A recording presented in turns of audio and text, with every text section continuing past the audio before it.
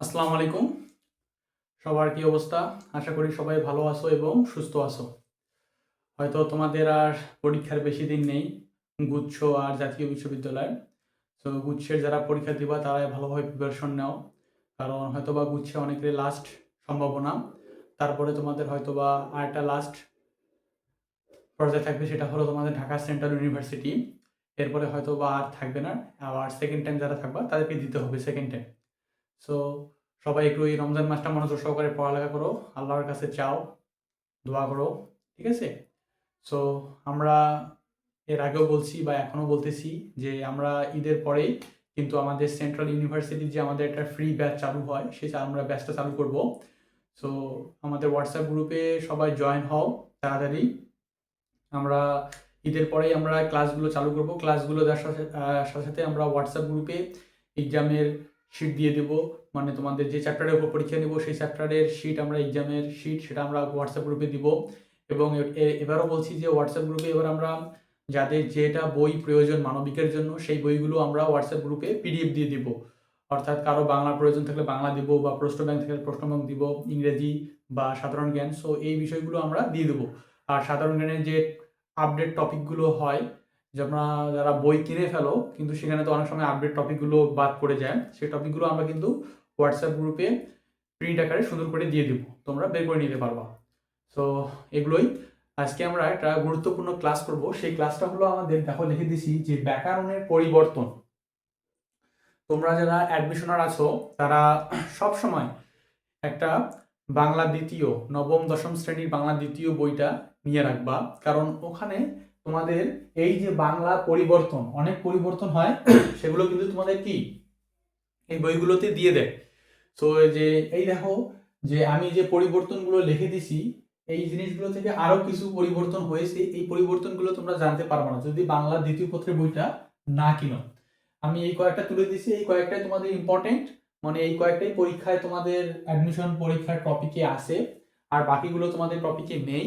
তো ওই টপিকগুলো তোমাদের পড়ার প্রয়োজন নেই, ঠিক আছে? তো ক্লাসটা একটু মনোযোগ সহকারে দেখো, কি বলছি না বলছি একটু মনোযোগ সহকারে শুনে নাও, ঠিক আছে? দেখো প্রথমে কি লিখছি। 1 নম্বর, যে মাতৃভাষা মোট জনসংখ্যার ভিত্তিতে বাংলা পৃথিবীর কততম বৃহত্তম ভাষা। আগে আমরা কি পড়তাম? আগে পড়তাম আমরা চতুর্থ, কিন্তু এখন সেটা হয়েছে কি আমার ষষ্ঠ বৃহত্তম ভাষা। যখন আমরা ক্লাস অ্যাডমিশন দেই তখন আমরা কিন্তু এটা চতুর্থ হিসেবেই পড়ে গেছিলাম, কিন্তু এখন সেটা কি হয়েছে আমার পরিবর্তন হয়ে এগিয়ে গেছে, অর্থাৎ ষষ্ঠ হয়ে গেছে। এটা মাথায় রাখবা যে এই যে মোট জনসংখ্যার ভিত্তিতে বাংলা পৃথিবীর ষষ্ঠ বৃহত্তম ভাষা, এটা কিন্তু পরিবর্তনশীল, এটা কিন্তু পরিবর্তন হতেই থাকবে। সো তোমরা এই আপডেটটা একটু মাথায় রাখবা বা দেখে নিবা যে কোথায় কি কি পরিবর্তন হচ্ছে। এই যে জিনিসগুলো দিচ্ছি এগুলো কিন্তু পরিবর্তন হতেই থাকে, ঠিক আছে? দেখো 2 নম্বরে কারক ব্যাকরণে আলোচিত হয়। আমরা আগে পড়ছিলাম কি কারক ব্যাকরণে শব্দতত্ত্বে আলোচিত হয়, কিন্তু না, এখন সেটা কি হয়েছে, এখন সেটা পরিবর্তন হয়ে বাক্যতত্ত্বে কি হয়েছে আলোচিত হয়। তাহলে কি কারক ব্যাকরণে বাক্যতত্ত্বে আলোচিত হয়, এটা সবসময় মাথায় রাখবা। এখন কিন্তু আর শব্দতত্ত্বে নেই। এখন অনেকেই কিন্তু ভুল করে আসো যে পরীক্ষায় যে কারক ব্যাকরণের কোন অংশে আলোচিত হয়, তখন অনেকেই শব্দতত্ত্বে দাগায় আসো, এটা ভুল করবা। এখন সেটা হবে না, সেটা হবে এখন কি আমার বাক্যতত্ত্বে। এটা পুরাতন বইয়ের হিসাবে শব্দতত্ত্বে ছিল।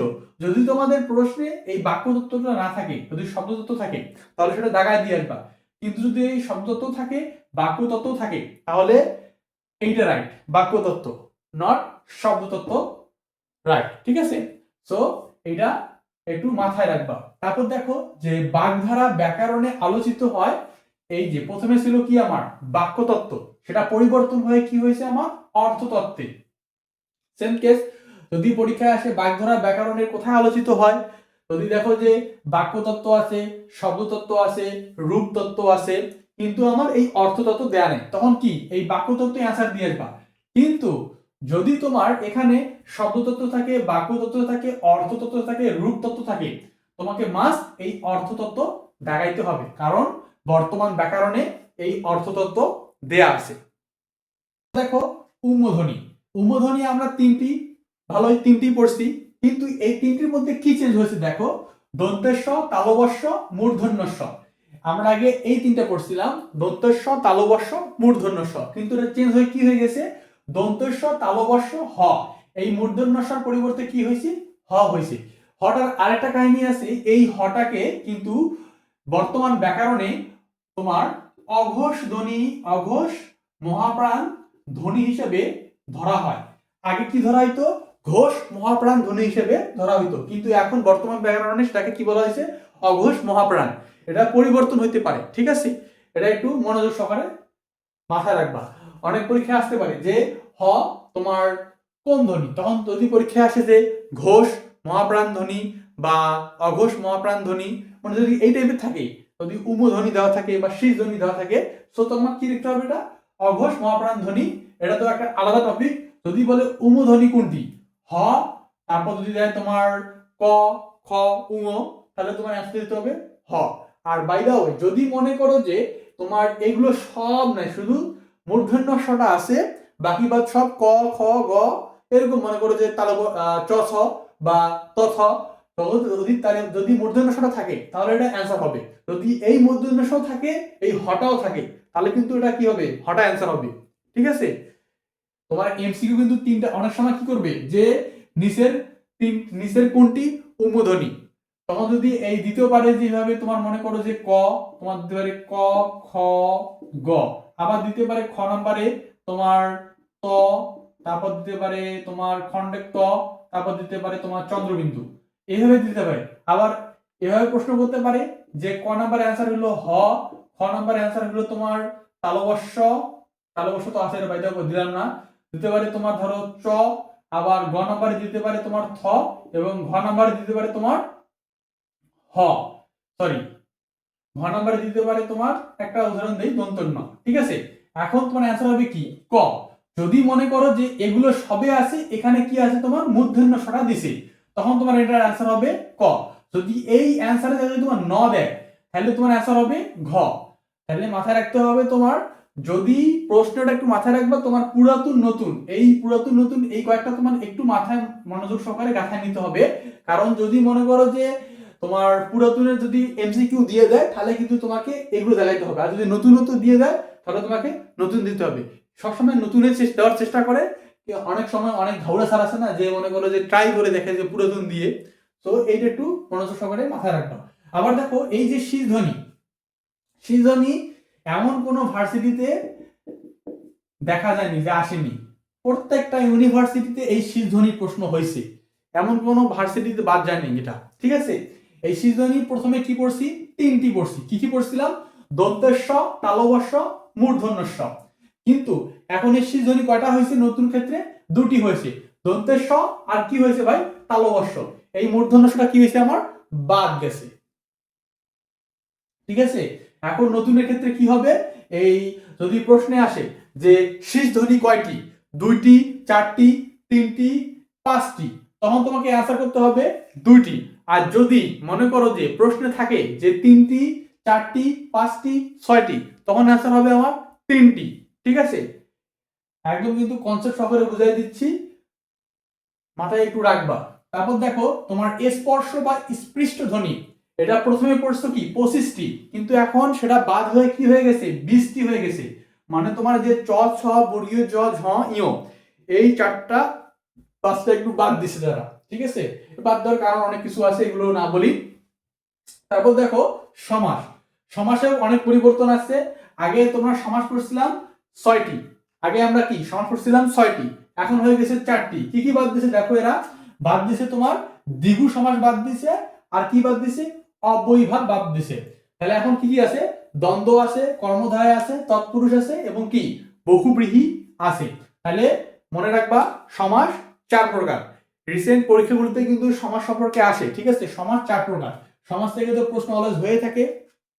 তারপর দেখো 8 নাম্বার কি বলছি, শব্দকে উৎসগতভাবে কয় ভাগে ভাগ করা যায়, শব্দকে উৎসগতভাবে কয় ভাগে ভাগ করা যায়। পুরাতনে পড়ছি আমরা 5টি, কিন্তু নতুন হবে আমাদের কি 4টি। কি কি বাদ গেছে আমাদের, অর্ধ তৎসম বাদ গেছে, এবং শুধু অর্ধ তৎসমটা কি বাদ গেছে। তাহলে কি কি হবে এখন, তৎসম হবে, তদ্ভব হবে, দেশি হবে, বিদেশি হবে। তাহলে এটা মাথায় রাখতে হবে, শব্দ যদি প্রশ্নে আসে শব্দকে উৎসগতভাবে কয় ভাগে ভাগ করা যায়, তাহলে সেটা হবে কি আমার 4 ভাগে ভাগ করা যায়। এখন আসো কারকের ক্ষেত্রে। কারক আমরা জানি কারক কয় প্রকার, 6 প্রকার। সো এখানে 6টি আছে, 6টি আছে, কিন্তু এইখানে একটু চেঞ্জ রয়েছে। সেটা হলো কি তোমার একটা কারক বাদ দিয়ে আরেকটা কারক ঢুকাই দিছে, মানে সম্প্রদান কারককে। কি কি দেখো, কর্তা, কর্ম, করণ, এই সম্প্রদানকে বাদ দিয়ে অপদান, অধিকরণ, এর পরিবর্তে কি দিছে, সম্বন্ধ দিছে, মানে দুটোই সেম কাজ করে। ঠিক আছে, তো এটা আহামরি কিছুই না, এটা 6 প্রকার রয়েছে। এটা জাস্ট দিলাম তোমাদেরকে ধারণার জন্য যে একটা সম্বন্ধ পদটাকে কারকটাকে ইনক্লুড করছে। আর বাকি যে 1 থেকে 8 আছে, বাকি যে তোমাদের 1 থেকে 8 আছে, এই 8টা কিন্তু তোমাদের পরিবর্তন হতেই থাকতে পারে। মনে করো যে তোমার এই বাক্যতত্ত্ব, এই যে তোমার সরি এই যে ষষ্ঠ, এটা কিন্তু এক সময় দেখবা সপ্তমে চলে যাচ্ছে। ঠিক আছে, তারপর দেখো এখানে যে তোমার এই যে স্পষ্ট বা স্পৃষ্ট ধ্বনি 20টি, অনেক সময় দেখবা আবার তোমার 16টিতে নেমে গেছে। ঠিক আছে, আবার দেখো তোমার বাগধারা ব্যাকরণে আলোচিত হয় অর্থতত্ত্বে, এটা এখন মনে করো পরিবর্তন হতেও পারে। ঠিক আছে, তোমার কিন্তু এই যে সমাস কারক, তারপর তোমার এই মাতৃ, এই 1 8 9 সরি 1 7 9, এগুলো একটু পরিবর্তন হতে থাকবে। ঠিক আছে, তো সবাই একটু মনোযোগ সহকারে দেখবা, দেখে পরীক্ষায় যাবা যে কোনটা পরিবর্তন হচ্ছে, কোনটা আপডেট হচ্ছে না হচ্ছে, এই বিষয়গুলো একটু মাথায় রেখে যাবা। কারণ এক্সামে কিন্তু তোমাদের আপডেট জিনিসগুলো দেওয়ার চেষ্টা করে বেশি, কারণ তখন তোমরা কিন্তু ঘাবড়ে যাও যে এটা কি হবে, এটা কি হবে। ঠিক আছে, কনসেপ্ট তো বুঝাই দিলাম, যে মনে করো যদি নতুনের ক্ষেত্রে যদি মনে করো যে মূর্ধন্য ষ থাকে, হ থাকে, তাহলে তোমাকে হটাই অ্যান্সার করতে হবে। যদি হ না থাকে, তাহলে যদি মূর্ধন্য ষ থাকে, তাহলে আরামসে অ্যান্সার করে দেবা। ঠিক আছে, তো আজ এগুলোই। আর কিছু কিছু নতুন জিনিস আমি দিয়ে দেবো বোর্ডের মধ্যে এই রমজান মাসটা। আর ঈদের পরে আমরা সেন্ট্রালের ব্যাচ চালু করব। তো যারা যারা জয়েন হন নাই, জয়েন হয়ে যাও আমাদের হোয়াটসঅ্যাপ গ্রুপে, আমাদের পেজের মধ্যে লিঙ্ক দেওয়া আছে। তো যারা যারা যুক্ত হবা হও।